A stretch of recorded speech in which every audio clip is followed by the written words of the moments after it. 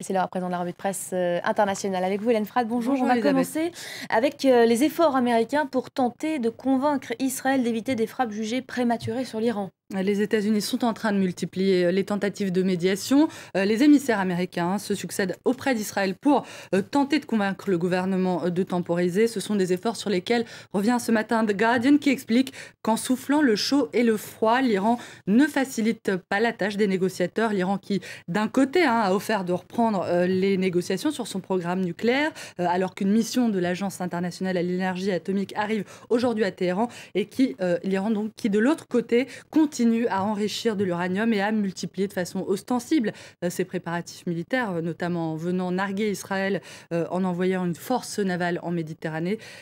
L'Iran qui menace également plusieurs pays européens et notamment la France de ne plus leur livrer de pétrole. Tout cela n'apporte pas de l'eau, apporte pas mal d'eau au moulin des tenants d'une intervention israélienne, écrit The Guardian, qui n'est pas très optimiste, Elisabeth, sur les chances de voir aboutir les négociations en cours et qui évoque même ce matin les risques de voir la communauté internationale vaciller, trébucher vers la guerre, comme si par une sorte de fatalité, cette guerre que personne ne souhaite pouvait finir par avoir lieu.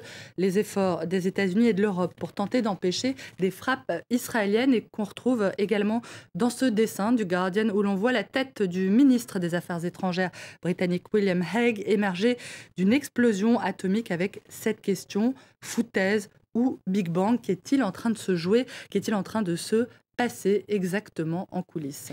Alors Israël, de son côté, assure que le temps presse et que l'Iran disposera bientôt de suffisamment d'uranium enrichi pour l'entasser dans un missile. L'État hébreu assure tenir cette information de ses services de renseignement, mais est-il bien informé, s'interroge ce matin le quotidien de gauche Haaretz, en ironisant: admettons qu'Israël est un espion et qu'il soit le beau-fils du guide suprême Ali Khamenei ou de son prédécesseur, l'ayatollah Khomeini, et supposons que la qualité des informations que cet espion livre au Mossad parvienne au sommet du pouvoir en Israël. Supposons que cet espion soit en mesure de répondre par l'affirmative à cette question qui taraude tous les esprits. Les Iraniens ont-ils franchi la ligne rouge? Sont-ils en train de franchir la ligne rouge entre le développement d'infrastructures atomiques et la fabrication d'une arme nucléaire? Si tel était le cas, c'en serait fini alors du contentieux entre Israël et ses partenaires, c'en serait fini des doutes et des tergiversations. Oui, mais le problème, écrit Haaretz, c'est que cette histoire de l'espion bien informé, c'est une fable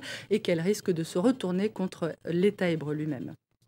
Direction à présent les États-Unis où la campagne du favori républicain, Mitt Romney, est en train de marquer le pas. Mitt Romney qui est de plus en plus talonné par l'ultra-catholique Rick Santorum. Rick Santorum pourrait lui poser de sérieux problèmes lors de la primaire du Michigan, qui va avoir lieu la semaine prochaine, explique donc The Daily Beast, qui écrit qu'en se positionnant sur le terrain des valeurs morales, en ayant des positions ultra-conservatrices, notamment sur la contraception, eh bien, Rick Santorum a choisi une stratégie qui tombe à pic à un moment où Barack Obama propose le remboursement de la contraception, proposition qui a le don de dérisser la frange la plus à droite de l'électorat républicain. Rick Santorum, qui est en revanche plus en phase avec le président sur la question de l'intervention de l'État en matière économique, une position qui pourrait lui valoir également pas mal de suffrages dans le Michigan où se trouve le siège de General Motors et où le plan de sauvetage de l'entreprise proposé par Barack Obama est en train de porter ses fruits. Il est beaucoup question ce matin également dans la presse italienne, Hélène, de la diffusion de plusieurs documents confidentiels accusant le Vatican de corruption, des fuites qui pourraient trouver leur source dans des rivalités internes et une lutte de pouvoir au sein même du Vatican. Ces fuites sont en train de provoquer pas mal de débats depuis plusieurs jours maintenant. Et ce matin, le Corriere della Sera étrie littéralement le fonctionnement du Vatican en évoquant des souterrains du pouvoir opaque, d'un pouvoir qui refuse la transparence exigée de la part de tout État démocratique. Le Vatican doit en finir avec la culture du secret, plaide le journal, qui demande aussi à ce que le Vatican se conforme à la règle qui vaut pour tous en Italie en matière fiscale.